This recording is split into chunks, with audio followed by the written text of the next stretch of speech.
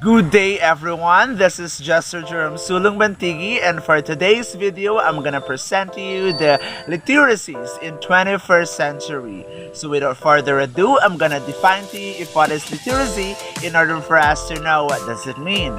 So the word literacy, it stems from the word literate, which first appeared in the 15th century, and it derived from the Latin word which is literatus, meaning a person marked with letters, that is distinguished or identified by letters, and it carried with the idea that such a person was cultured and educated. Since the subject of the time is only grammar, logic, arithmetic, geometry, and etc., all had written texts which were composed of letters that had to be studied. It is the ability to read and write was therefore of prime importance, leading to the strong association of being literate with the ability to read and write. So all in all, that literacy isn't something like ability of reading and writing a certain text. So since we already know what does literacy means, we will go now to the literacies in 21st century. Okay, the first one is globalization and multicultural literacy. It discusses how our increasing ability to communicate with almost anyone, anywhere, and in real time requires new skills and attitudes in interacting with people, with cultures, perspectives, worldviews, and priorities different from our own. Particularly with the end view of not only peace and understanding, but also mutual benefit and productivity. So, in this literacy, you will be called as global and multicultural literate if you have the ability to communicate with everyone in a good way. You know on how to interact with everyone and accept their differences. You know on how to listen to their problems, and as well as they shared it to you. You have the ability to interact with them in a good manner and also in a good way, wherein there is a benefit mutually. So the next one is social and financial literacy. This explores the need for the ability to navigate of our own social network of both the online and offline variety, to not only communicate clearly but also to leverage resources which we ourselves might not possess. At the same time, it addresses the notorious problem of short-sightedness in Filipino culture regarding personal finances and how this must be addressed at an increasingly earlier age to help mitigate the ever-widening gap between the rich and the poor. So you will be called social literate and financial literate if you know on how to socialize and interact with other people in a good way, and you will also be considered as financial literate if you know on how to handle your financial assistance, your money.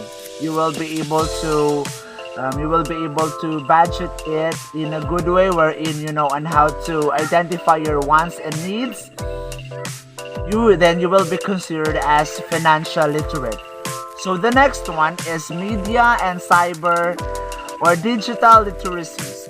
It explores the emerging needs to locate, verify, and ultimately manage online information, especially in an age where information is power and where having the right and wrong information and the ability to communicate it with others and use it to address real-world problems easily spell the difference between both personal and career success and failure.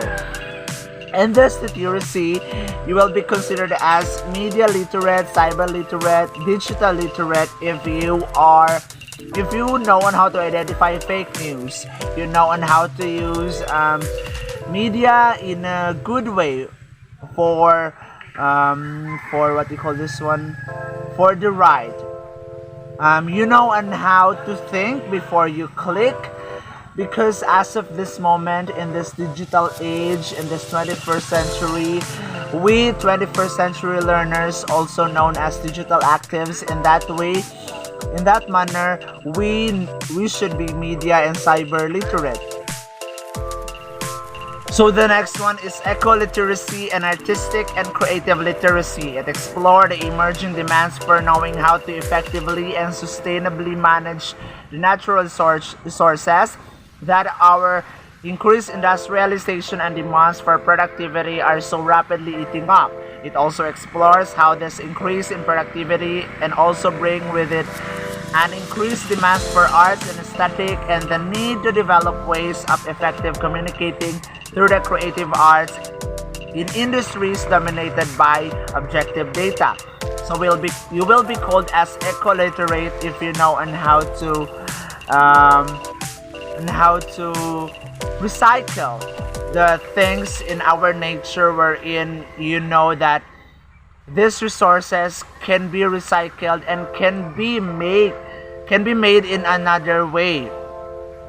And that being literate in eco, you will be artistic because you have this ability to do an art and being creative. So you will be considered as artistic and creative literate if you know on how to recycle those things that everyone was thinking that it is already useless, but you think that it can be recycled into a better one. So the next one, and finally, the critical literacy. It addresses the increasing need to discern the underlying messages behind the new text of the 21st century, particularly in an ever-increasing multicultural society where ideas, cultures, and ideologies vie on one another for power and dominance in minds of the masses. So being critical literate, it is something like you are literate in critical thinking, wherein you know and how to identify if this is something like true or not. So overall, those are the literacies in 21st century. And one of the ways students can be trained in the new literacies that I have mentioned or that I have reported is to engage them in something like digital storytelling, wherein the students take part in the traditional process of storytelling but with some digital enhancement. They choose topic, conduct research, write a script, develop a story, and through this multimedia they can create something that can be played online or in a computer. So that's all, ma'am, for the literacies in 21st century. I hope that you learned something in my report. Thank you all and God bless.